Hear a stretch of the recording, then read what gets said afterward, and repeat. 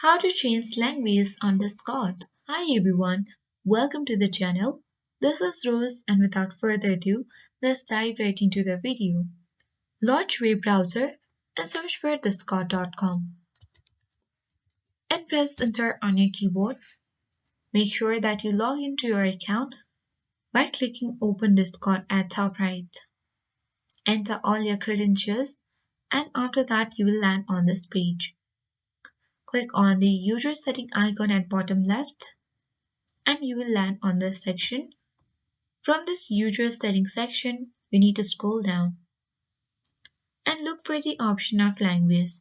Click on it. Currently it has been set to English of US. You can easily scroll down and select a convenience language according to your choice. You can click on the circle next to it and change the language of Discord. So that's it. I hope this guide was helpful. If it was, then do like, share, comment, and don't forget to subscribe. Thanks for watching and see you in the next video.